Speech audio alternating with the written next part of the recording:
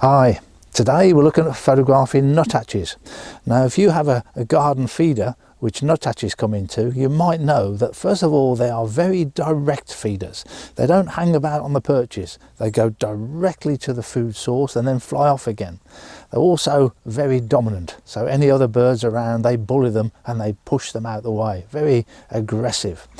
So how do you get them to actually pause and pose for you on the branch? Well, there is no absolute certain way of doing this, but there's a couple of things I do to try and help the situation.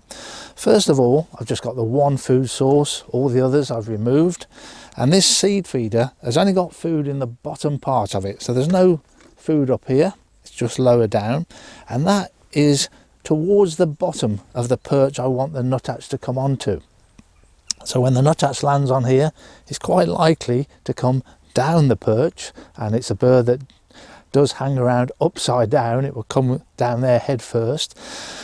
That's the first thing you do. You want your food source to be lower than your perch and a slight slope to it. Second thing you can do is just get one or two pieces of sunflower seed, the sunflower hearts, and just put them up here somewhere. You don't actually want the bird with the sunflower heart in its bill, and if it will see them, it will just grab it and fly away straight away, and there's still no picture there. You don't want this shot with this sunflower seed in the bill. But if it feeds there a couple of times, if it finds two pieces, the chances are when there's no seed there, it will still come back and it will be on here looking to see if there's any other seed. So it's less is more. You don't put much, just two tiny pieces is enough. The problem I've got here is it's the blue tits and great tits are going to find that seed, but it's worth trying. So just every now and then I put a couple of pieces up there just to encourage it to go looking, and hopefully when there's none there it will pose for me. That's the second thing you can try. The other thing you can try with nuthatches is to get out of the hide. You don't really need a hide for nuthatches and blue tits and great tits. If you just sit quietly on a stool, they're coming to the feeders anyway.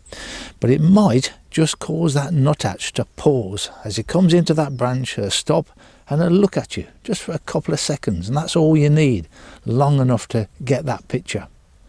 But the main thing with nuthatches is you've just got to sit and wait. What they are very prone to doing is from time to time they freeze. I don't know why they do it, but land on here, come down quite often, head first, upside down, and suddenly stop. And he might stop for 2 or 3 seconds, but it's also quite common they stop for 2 or 3 minutes. It's something about nuthatches. The grey tits and blue tits and cold tits don't do it, but a nuthatch will suddenly freeze and stay dead still for quite a long time. It's the sort of thing you sometimes associate with when a bird has seen a sparrowhawk fly and they're sort of tense. That doesn't seem to be the case with nuthatches, and they do it far more frequently than other birds as well, and for a much longer time. So that's the main thing with nuthatches. You've just got to have them coming in. If they're coming in, let's say every 2 minutes, which is what's been happening today, there's been 2 individual birds coming in, so I never have to wait long for them to come, but normally straight to the food. But perhaps once an hour they've done it. They've suddenly got here and just stopped and paused for me. So it's just putting the time in, really. The log I carried in here yesterday, the problem is holding it in position. So old tripods, they're incredibly useful for stabilizing something like this, and then to be able to work from some sort of table or box, so it's up in the air. That makes life much easier. Nevertheless, it's still quite difficult to balance it. I haven't mentioned this clear view netting for a while. It's marvellous stuff. From the outside you can't see in through it when you're in a darkened hide like this, but from the inside you can see out very, very clearly. So when a blackbird arrived on a stone slab in the background, I was able to see it, which you might well miss if you're just looking through a small peephole. I'll just show you some footage of a nuthatch I took a few weeks ago, where it did exactly what I was talking about. It landed and it froze, and I would say it was there for at least 2 minutes. Didn't move. Not a great posture from a photography point of view. I'd rather have it sideways on, but it was very, very static.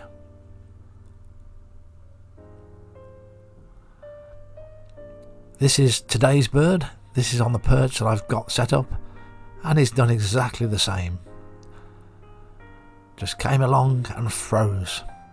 Probably about 1 minute on this occasion. He did turn around to face me, but he wasn't moving much at all. Plenty of time to take stills pictures and video.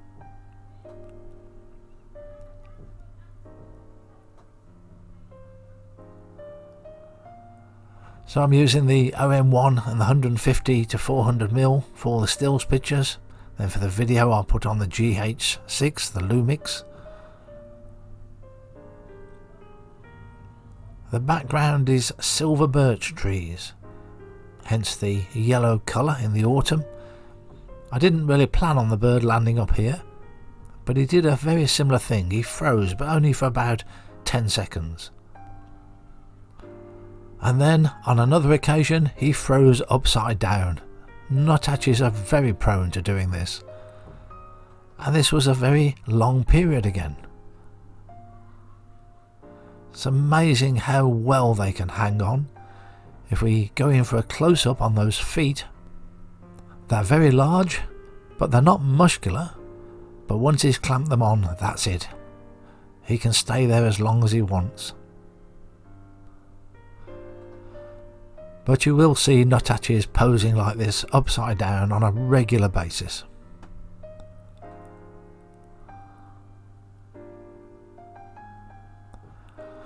Important to take verticals as well as horizontal pictures.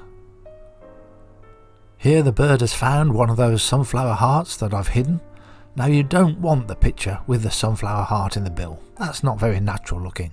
But once he's found one, he'll keep coming back and having a look for some others, but there won't be any others, so you'll get a picture of the bird just looking and just posing very naturally.